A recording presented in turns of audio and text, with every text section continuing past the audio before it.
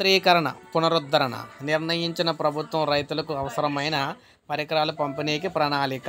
తెలంగాణలో నిలిచిపోయిన వ్యవసాయ యంత్రీకరణ పథకాన్ని పునరుద్ధరించాలని రాష్ట్ర ప్రభుత్వం నిర్ణయించింది. యాసంగి సీజన్ నుంచి దీన్ని తిరిగి ప్రారంభించేందుకు వ్యవసాయ శాఖ సన్నాహాలు చేస్తుంది. త్వరలో రైతులకు అవసరమైన రాయితీ పరికరాలు, యంత్రాలని ఈ పథకం కింద అందించాలని చెప్పేసి ప్రణాళిక రూపొందిస్తుంది.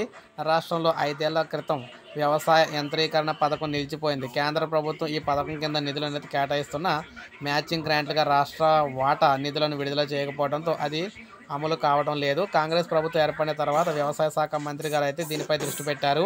దీనికి కేంద్ర ప్రభుత్వం 2024-25 ఆర్థిక సంవత్సరంలో మనం చూసుకున్నట్లయితే 26 కోట్లను కేటాయించగా రాష్ట్ర ప్రభుత్వం తన వాటాగా 20 కోట్లను జమ చేసింది. మొత్తం 46 కోట్లతో ఈ పథకాన్ని అమలు చేస్తున్నారు.